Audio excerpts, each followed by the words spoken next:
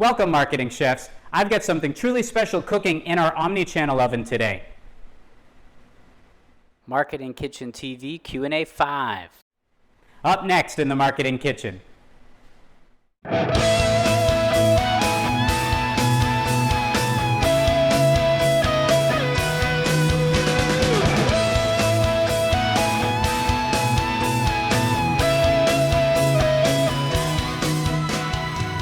Welcome to the kitchen, the Marketing Kitchen. Hi, I'm Ron Vining, your host of Marketing Kitchen TV.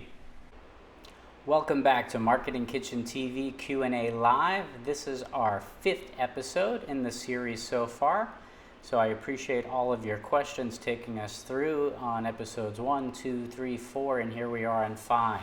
If you have a question for me, please go to the @MarketingKitchenTV on Twitter. Utilize the hashtag Q&A, and I will answer your questions here. Actually, if you take a look at the entire border that I've got around me, then you can find me across just about every social channel.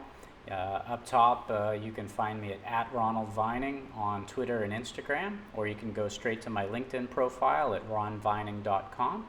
Down below there, we've got @MarketingKitchenTV, which brings us to the Twitter feed, again utilizing hashtag Q&A, and I'll answer your questions here, or just use the direct link to go straight to the YouTube.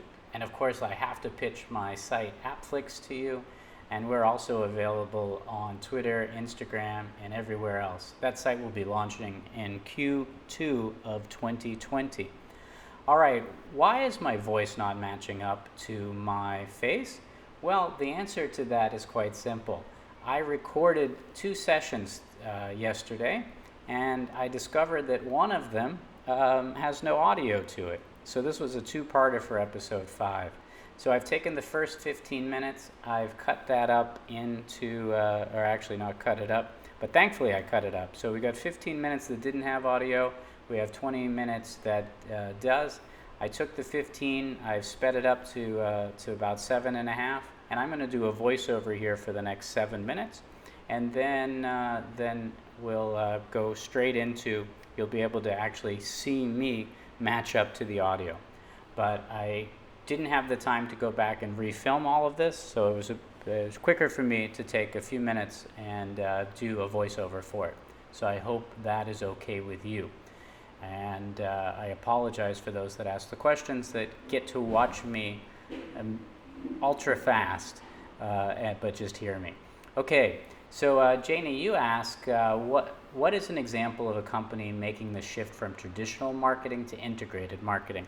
And specifically, I can't think of a company off the top of my head.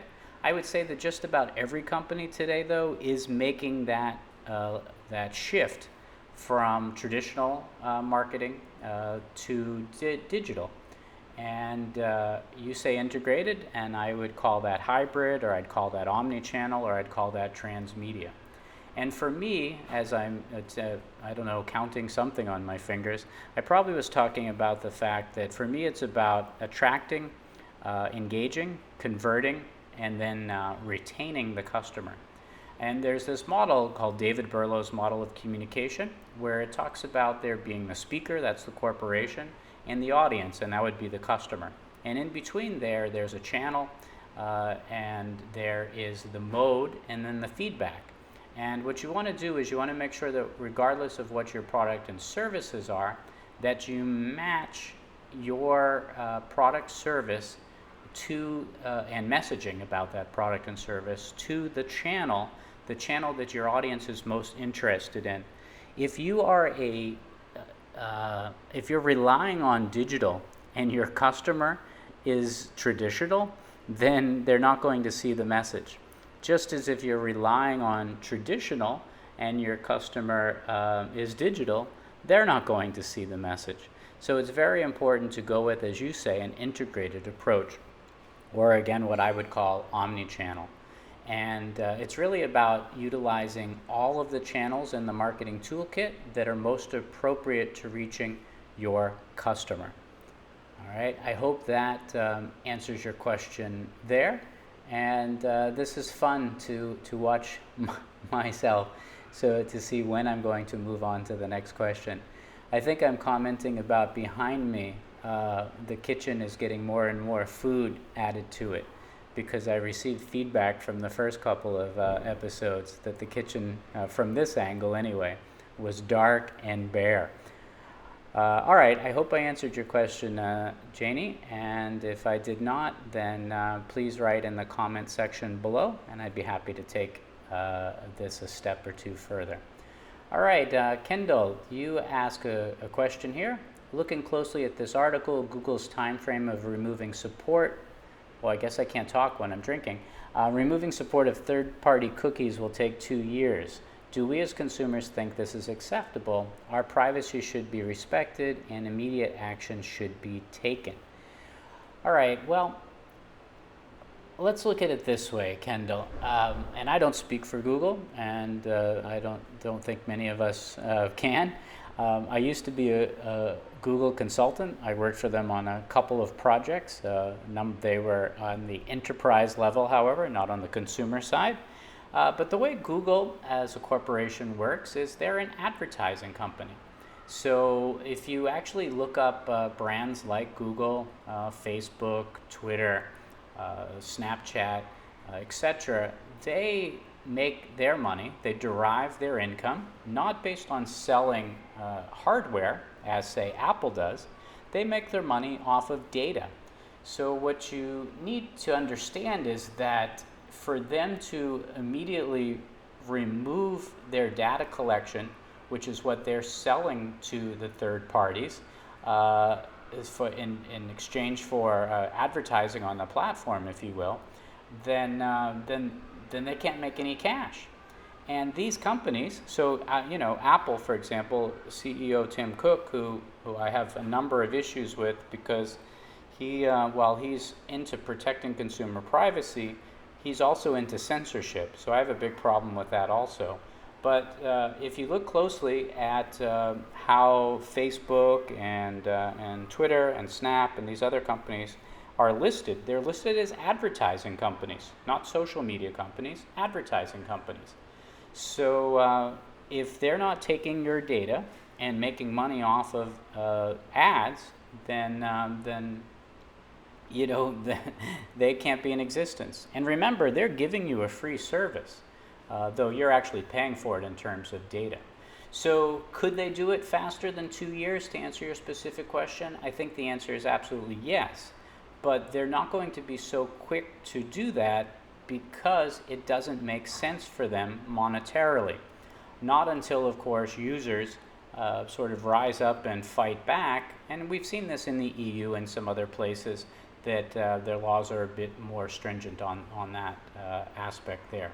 So anyway, I hope that answers your question. And now we can return to where the audio and the video match up. Okay, I am back. So is it Caldara?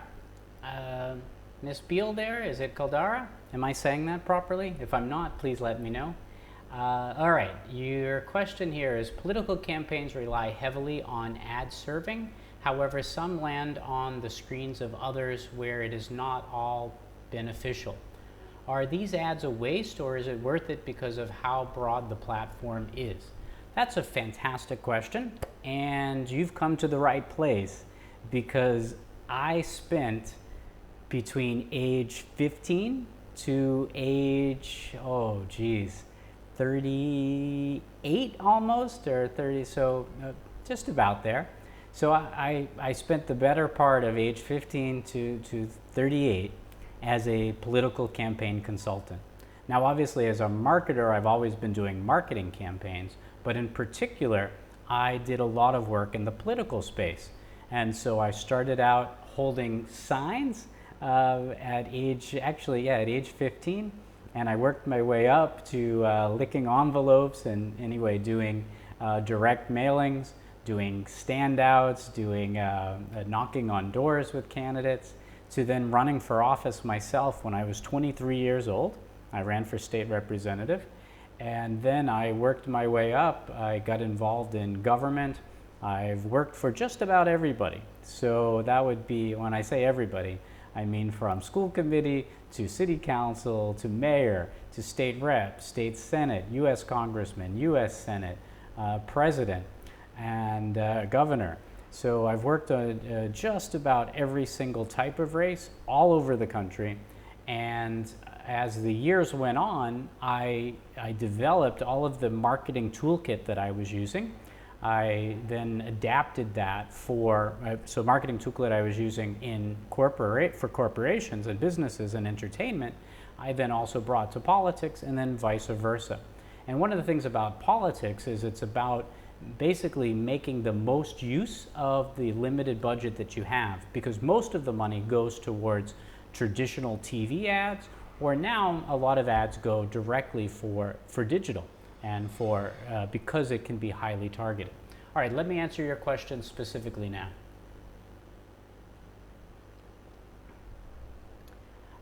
So you ask, is it a waste if, so let's go back to the we'll go back to the 2016 campaign between Donald Trump and Hillary Clinton. And there was a lot said about the fact of how ads were done on Facebook and on Twitter and some other social platforms. So I think you're really asking the question is it a waste if it reaches somebody that it was unintended for? Well, the way I see politics is this. Your target audience in politics is anybody over the age of 18 who's registered to vote and who has voted before. And as a political consultant, I would only send you messaging if you were in that category, but that you had actually voted more than one time, and recently as well too. Because what I'm doing is I'm looking for habits. And then there's another layer, whether the issues are about abortion, or whether they're about guns, whether they're about crime, whether they're about Social Security, reducing the deficit, foreign policy. There's a whole host of areas that one covers, and there's ways of obtaining the data about all of the voters so you put together your voter database based on the first criteria I mentioned to you. Then you base it on special interest and very zeroing in on highly targeted. And you can also do exit polling to see the preferences of that particular individual who they voted for. Okay, and so getting to the specific of your question, the answer is, and I'll just stop this here, the answer is no, it's not a waste, because there's still an opportunity for me to potentially change your mind. Or how about this? Maybe I don't change your mind, but that ad sparked a conversation. And so you had a conversation unwittingly with a friend or family member or a colleague, and you sparked interest in them. Anytime that you're in the discussion, there's a chance that the person may end up voting for you. So I would say that it is not a waste because it's, politics is a numbers game. That's why TV ads work so well.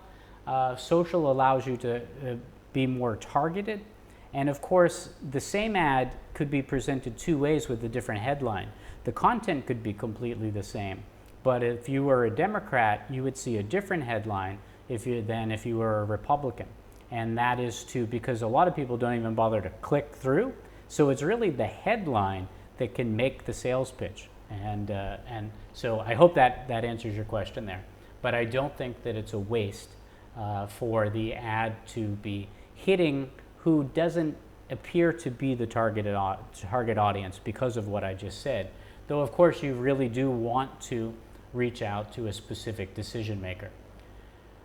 Okay, next up, Tanik asked the question, is there a way a company can go without any type of contingency plan? Okay, good question, especially relevant to today. So let's take that. Well, continuity is something that's a often used word right now. So these business continuity plans of staggering the workforce so that if one particular group falls ill, the other group won't, and the business can continue. From a marketing perspective as well, which I will focus on because this is Marketing Kitchen TV, Yeah, businesses could certainly go on without a contingency plan, depending upon their size, depending upon how much money they have in reserves, depending upon what is in the pipeline for them or not. Is it wise to not have some form of a contingency plan? And the answer is no. So in the communication and marketing space, right, we always talk about reactive versus proactive public relations, let's say. And one of the things, going back to the last question about politics, for example, one of the things that I would do as a political strategist is whoever the candidate was that I was working for, I would ask them to tell me all of their dirt. And the reason why I wanted to know all of their dirt was because if it ever came out during the course of the campaign, I needed to know how to respond to it. So by having all of the dirt on the candidate, and the candidates didn't know it, but I would hire a private investigator to research the person that I was working for to uncover dirt. And then I would confront that candidate and say, why didn't you tell me about this? And then anyway, what I would do is I would develop a response to if any of this dirt ever became a scandal. And I wanted to have all of that information as a contingency plan so that, because the longer one waits to respond, the more difficult of or more of a bind, the worse the situation gets. So by having that information in advance, it was my contingency plan to be able to mitigate that problem. Because if you could respond immediately, you could put a stop to it. And at the same time, I would hire a private investigator and other resources and to conduct opposition research. And so by knowing the same weaknesses of my opponent, part of my contingency plan would be if a scandal broke out against my candidate, if his or her opponent had done something similar, that would be immediately thrown into the response so that it would neutralize the issue. Politics is a very dirty business, of course. Now, you can certainly apply this to the corporate world as well. Whether your business is small or whether your business is large, you should have a plan for what would happen if. It's always good to have a brainstorming session in a what-if scenario. What if our largest client drops us? What if we are told that the entire workforce has to work from home? Are we set up for this? And a lot of companies aren't. And I'm actually surprised. On my LinkedIn, I wrote a little piece and I offered, if your company wasn't set up to work fully remotely, let me know. And the reason why I offered this, but I was actually surprised that more people didn't take me up on the offer, maybe because they were afraid it would cost too much. And I'll say to anybody out there right now, if you have a business and you are not sure how to adapt to this current situation, I will sign an agreement, but I will offer to assist you free of charge. Hear that? Free of charge now.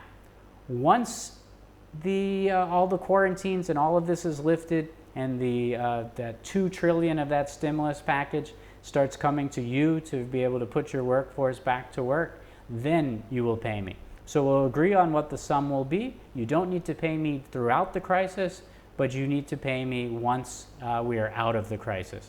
We'll do something like 30, 60, or 90-day payments, right? Something like that. Okay, anyway, that being said, my businesses are fully in this environment here. I have teams around the globe. I have clients around the globe. I teach fully online. So I'm fully prepared to take any business fully online tomorrow. All right, so yeah. I hope that answers your question, and then also thanks for listening to the plug that I just did there. Okay, Precious, I think this is our first or maybe second question I'm answering of yours this semester. Let's see. How will the online targeting landscape change as more companies alter the way they track consumer buying behavior because of privacy concerns? This article gives some more insight into the cookie battle. How will the online targeting landscape change as more companies alter the way they track consumer buying behavior because of privacy concerns? Well, all right. I'm not fully technically versed to answer that question, but I will answer it the best that I can. and I'm sure your source, and if I had time, and future videos, I'm thinking that we'll maybe do one or two questions where we deep dive into the source, where we take the initial and the feedback and we look at it. But right now I'm just trying to do maximum engagement with as many of you as possible, and be able to answer them as quick as possible, because that was the feedback I've gotten before, that people didn't want 20-minute answers, they wanted 2-minute ones. Okay, and I've already cut so much into your time, precious. Yeah, so as I had mentioned in a prior question that was asked about this, is that as companies like, as Europe has some of the most stringent privacy laws as it relates to data, as more and more companies begin to respect consumers, they will find other ways to track what a consumer is doing. And I know that this is true because I've seen it. I've been doing marketing since, my first form of marketing was throwing newspapers not actually throwing newspapers from my bicycle, actually getting up off of my bicycle, going up to the porch, knocking on the door, and asking the person how they wanted me to deliver their newspaper each day. This is when I was 10 years old. And, but I've taken those same practices all the way through all of the marketing that I do. There are going to be so many ways that companies will still be collecting data. And if it's not from cookies, it will be from how they engage with you. Companies are more and more going to rely upon asking you specifically to opt in. And once you opt in, you are giving them blanket opportunity to make use of the data that they collect. And cookies will be the least of our concern as customers. But the brands that, like I mentioned, I want to have Applix do, the brands that reward consumers for their data, as opposed to just using them for their data. Of course, they're giving you software or some service for free, but those companies will probably be better sought as. They'll be seen as being more socially responsible, if you will. I hope that answered your question, Precious. Sean asks, how can educators, training providers, and employers best develop the skill set of their employees and digital marketers? Okay, good question, Sean. Let me see how to answer that. Well, I think, and many of you may or may not agree, those of you who have taken either my undergraduate or my MBA courses, or for any of you that have attended one of my corporate trainings or one of my trainings at a number of the conferences that I speak at, what I believe is the best way to develop a skill set is to have somebody get their hands dirty, right? Have somebody roll up their sleeves and get their hands dirty actually doing it. So the reason why you as my students, and for those of you that are unaware, who aren't taking my course, I have my students do their work across LinkedIn, Twitter, and YouTube. And I chose those three platforms because they're quite different. They both in character count and how they operate, and even how the audience would engage with the content there. And the purpose is to give you, or give those that want to know, the understanding of how to be a social marketer. Because it's one thing to tell somebody about it, it's another thing to give them assignments that then force them to apply those skills. So you may or may not appreciate it now, but the work that I'm asking you to do by finding an outside source, coming up with a clear subject line, especially that topic area, writing in this case, about a 1,250 character summary of that article, summary applying an outside source, your own ideas and theory, and then resharing that same source onto Twitter with just 280 characters, and then by me answering questions for you here from the Twitter feed onto YouTube, and then having you comment that, and then sharing those, especially the work on the bonus, that hands-on application is teaching you how to do what I do, what I have my employees do for me, sharing the content for my own brands, and then also what we do for our clients. And there's so much more I would love to have you do in the courses as well. But if I did, you would probably hate on it even more, perhaps. But for those that attend my iPlaneria corporate trainings, then I then take you even through those other steps that are there. So it's I really think that the best way that an educator or training provider or an employer can do is the type of things that I teach. And if you're a corporation out there and you want to train your employees, or if you want to have me speak at your conference and do a workshop, let me know, because as I mentioned, COVID-19 has harmed my business quite a bit, mainly because of the fact that I don't need to explain, right? But I'm used to traveling around the globe on a monthly basis, and now I'm landlocked. Could we do it here online? Yeah, sure, sign me up. I'd be happy to train your team now. It would be great for me to give you the skills now so that your team can implement it just as we're coming out of this, and then they can be running on all cylinders once the economy is humming again. Not just America's economy, the global economy. Because as many of you know, I'm here in Singapore, most of my students are there back in Boston, and my business is global. And why is my business global? Because I'm 100% agile, because I'm online, offline. And that's how your business needs to be. Tanique, I have another question for you. That was a good one, Sean. Tanique, I have another one from you, and you asked the following. We see all the benefits that come with mobile ads. Is there a negative impact of mobile advertising on consumers? We see all the benefits that comes with mobile ads. Is there a negative impact of mobile advertising on consumers?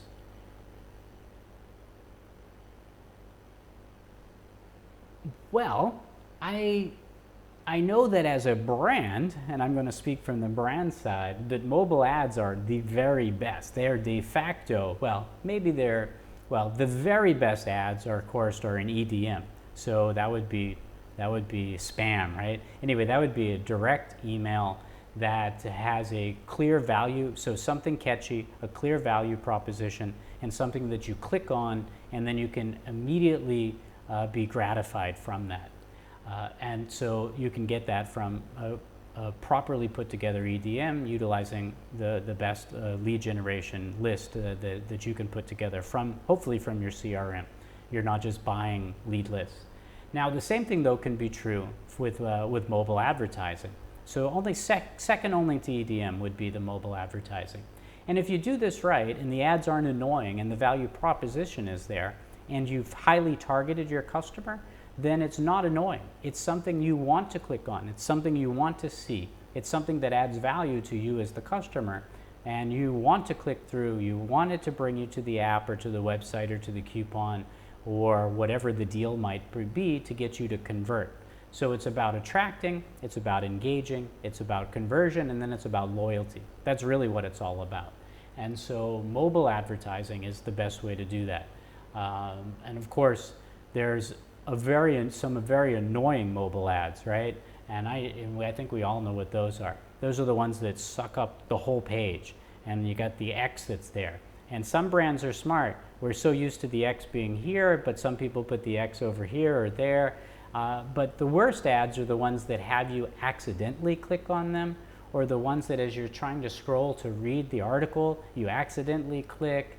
Or how about the ones where they give you like the top 10 list, but when you go through, you've got to click an arrow to go through each of the 10 points. And there's so many ads there, and some of the ads have arrows, so you accidentally click those. Those are the worst kind, because the engagement and the value, and they just tick you off, right? So I hope that answers your question, Tanique. There's a way to have a mobile ad that is highly engaging and worthy for the customer, and then there's a way to have one that just completely annoys the customer. Now, some of the things you want to have in your ads too, especially if you are a retail destination or a food and beverage, coffee shop, things of that nature, would certainly be a clickable phone. Well, they all should have, regardless, should all have a clickable phone number, clickable email, or a way or a form to fill out, a way to click for the address to automatically go to a map. There's so many people today, businesses, that still have a static website where in text is their phone number, in text is their address, in text is their email, and so they're not in HTML. So you can't click through to dial, to get to a map, or to get to an email. And that is just absolutely annoying. Okay, I think I've hit my usual amount of time. So the next time we're together, I will take your question, Cassidy, okay? But for now, we'll end this off with Tanique. And again, this was episode 5 of our Marketing Kitchen TV Q&A Live. I would really like to thank you for your questions. Thank you for taking the time to listen to my responses as well. I look forward to seeing you in our next video. So see you in the next episode, everyone. And if you've got a question, by the way, make sure that you ask me at MarketingKitchen TV here on Twitter with the hashtag Q&A, and I will answer your question on YouTube. So ask me on Twitter, and then I will respond to you here on YouTube. And also, too, I love comments. So right here in the comments section, here I am like, what am I typing? Anyway, give me some comments, give me some feedback. And if you haven't done so already, please subscribe, please like, please share these videos. I'd love to have this channel grow, have this Twitter feed grow as well too. Thank you so much. Enjoy your time at home. Watch a lot of TV. Check out this website of mine, Appflix, that's in development. And keep safe out there. All right, see you again real soon. Bye-bye. I hope you enjoyed this episode. Remember, there's always fresh content simmering on our storytelling stovetop. So whatever happens in this kitchen shouldn't stay in this marketing kitchen. I'm Ron Vining, your host, reminding you to invite your family and friends to the next episode of Marketing Kitchen TV.